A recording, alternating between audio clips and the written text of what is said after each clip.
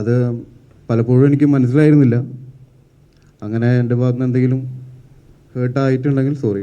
എനിക്ക് മാത്രമല്ല, ആളുകളെ എൻ്റർടൈൻ ചെയ്യിപ്പിക്കാനായിട്ടുള്ള ഫൺ രീതിയിലുള്ള സംസാരങ്ങൾ ചിലപ്പോൾ ലൂസ് ടോക്ക് പോലെ മറ്റുള്ളവരെ ഹേർട്ട് ചെയ്യുന്നത് നമ്മൾ പലപ്പോഴും അറിയാറില്ല. എല്ലാവരും ഒരേപോലെ ഇല്ലല്ലോ. യുവർ ഫാമിലീനെ കുറേ ഡ്രാഗ് ചെയ്തു എന്നുള്ളൊരു ഫീലിംഗ് എപ്പോഴും ഉണ്ട്. അതൊരു ഗിൽറ്റായിട്ട് എൻ്റെ മനസ്സിലുണ്ട്. എന്തെങ്കിലും പ്രശ്നമുള്ള പോലെ തോന്നുന്നുണ്ടോ? അപ്പം പ്രശ്നമൊന്നും ഉണ്ടാവില്ല. ഇല്ല, അന്നത്തെ ഇഷ്യൂ എല്ലാവർക്കും അറിയാമല്ലോ, വ്യക്തമായിട്ട് അറിയാം. കാരണം ഞാനത് അഡ്രസ്സ് ചെയ്തോട്ടെ. അത് കുഴപ്പമില്ല. ഓക്കെ. അപ്പോൾ ഇതിൻ്റെ ഒരു കാര്യം പറയുകയാണെങ്കിൽ, എനിക്ക് എന്തുകൊണ്ട് അതങ്ങനെ മൂവ് ചെയ്യേണ്ടി വന്നു എന്നുള്ളതിൻ്റെ ഒരു ചെറിയൊരു കാര്യം. ഇപ്പം ഷൈൻ ചേട്ടൻ സിനിമയിലോട്ട് വരുന്നത് കമൽ സാറിൻ്റെ അല്ലേ? അല്ല, കമൽ സാർ ത്രൂ അല്ലേ? അതേപോലെ ഒരു കാലത്ത് ഞാൻ +2 പഠിക്കുന്ന സമയത്ത് വിജയമാത സ്കൂളിൻ്റെ മുന്നിൽ എനിക്ക്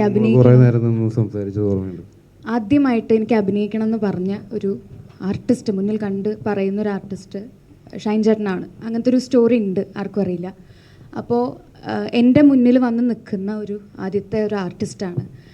ആൻഡ് പറയട്ടെ, യെസ്.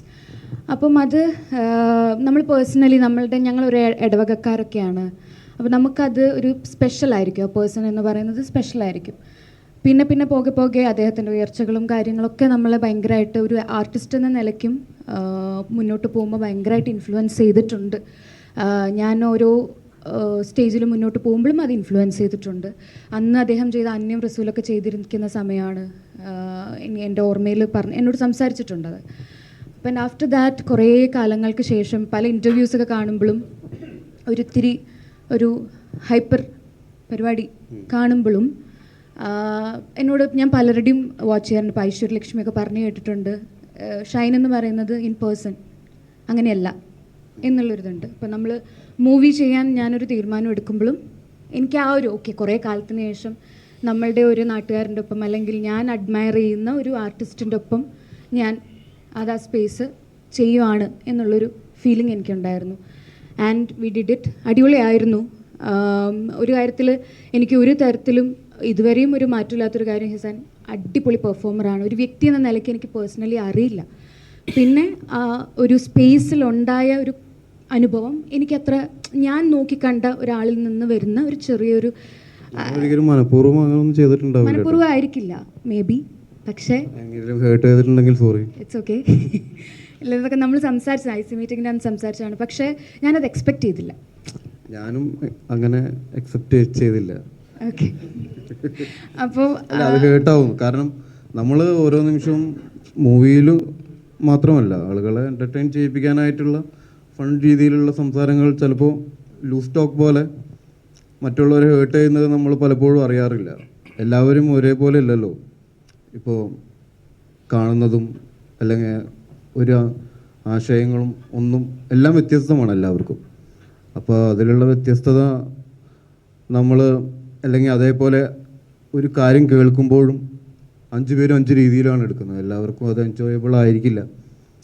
അത് പലപ്പോഴും എനിക്ക് മനസ്സിലായിരുന്നില്ല. അങ്ങനെ എൻ്റെ ഭാഗത്ത് നിന്ന് എന്തെങ്കിലും ഹേർട്ടായിട്ടുണ്ടെങ്കിൽ സോറി. എനിക്ക് പറയാനുള്ളതൊക്കെ പേഴ്സണലി പറയേണ്ട കാര്യമാണ്. മീഡിയാസിന് മുന്നിൽ ഇങ്ങനെ വന്നിരുന്ന് പറയേണ്ട കാര്യം എല്ലാം തോന്നുന്നു. അല്ല, ഇപ്പോൾ നമ്മൾ അങ്ങനെയാണെങ്കിൽ ഓക്കെ. അല്ല വിൻസി പറയട്ടെ. അത് കൺക്ലൂഡ്.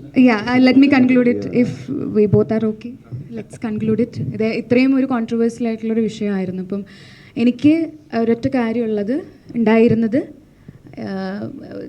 ഇപ്പം ക്യൂ സ്റ്റുഡിയോയിൽ തന്നെ ചേട്ടൻ പറയുന്നുണ്ട്, കാര്യങ്ങൾ അഡ്മിറ്റ് ചെയ്യുന്നുണ്ട്. ആൻഡ് ആ മാറ്റത്തിൽ എനിക്ക് വേറെ എന്തുകൊണ്ടാണ് പിന്നെ ഹോൾഡ് ബാക്ക് ചെയ്യുന്നത്, അല്ലെങ്കിൽ ഒന്നിൻ്റെയും പിടിച്ചു വെക്കേണ്ട ഒരു ആവശ്യമുണ്ടെന്ന് എനിക്ക് തോന്നുന്നില്ല. ആ മാറ്റം എന്ന് പറയുന്നത് ഇദ്ദേഹം എന്ന് പറയുന്ന വ്യക്തിയോട് അത്രയും റെസ്പെക്റ്റാണ് എനിക്കിപ്പോൾ ഫീൽ ചെയ്യുന്നത്. അത് ഞാനും അത്ര പെർഫെക്റ്റ് ആയിട്ടുള്ളൊരു പേഴ്സണൊന്നുമല്ല, but I respect that. And എനിക്കത് അത്രേ എനിക്ക് പറയാനുള്ളൂ. അല്ല, ഞാൻ വിചാരിക്കുന്നത് എപ്പോഴും മാറ്റം ഉണ്ടാവേണ്ടത് നമ്മളിലാണ്, എന്നിൽ നിന്നാണ്, അല്ലെങ്കിൽ നമ്മളിൽ നിന്നാണ് മാറ്റങ്ങൾ ഉണ്ടാവേണ്ടത്. നമ്മൾ ക്ലിയർ ചെയ്തിട്ട് എന്തെങ്കിലും മുന്നോട്ട് പോകാനുണ്ടെങ്കിൽ അത് ക്ലിയർ ചെയ്ത് മുന്നോട്ട് പോകാൻ നമുക്ക് അവസരം തന്നിട്ടുണ്ട് ഈ ജീവിതത്തിൽ. ആ അവസരം കിട്ടുന്ന സമയത്ത് നമ്മളത് ഉപയോഗിക്കുക. ആൻഡ് ഈ ഒരു കോൺട്രവേഴ്സി കാരണം എനിക്ക് യുവർ ഫാമിലീനെ കുറേ ഡ്രാഗ് ചെയ്തു എന്നുള്ളൊരു ഫീലിംഗ് എപ്പോഴും ഉണ്ട്. അതൊരു ഗിൽട്ടായിട്ട് എൻ്റെ മനസ്സിലുണ്ട്. ദാറ്റ് എനിക്കത് ഒരിക്കലും ടേക്ക് ബാക്ക് ചെയ്യാൻ പറ്റില്ല. ഗിൽട്ട് എപ്പോഴും ഉണ്ടാവും. അത് പ്രശ്നമൊന്നുമില്ല. അവർക്ക് പറഞ്ഞാൽ മനസ്സിലാവും. കാരണം അവർക്കും നമ്മളെപ്പോലെ അല്ലെങ്കിൽ പെൺമക്കളുള്ളതല്ലേ. അപ്പോൾ എന്താണ് ഒരു പെൺകുട്ടിക്ക് ഹേർട്ടാവണത്, എന്താണ് ഒരു ആൺകുട്ടിക്ക് ഹേർട്ടാവണത് എന്നുള്ളത് അവർക്ക് മനസ്സിലാക്കാൻ പറ്റും.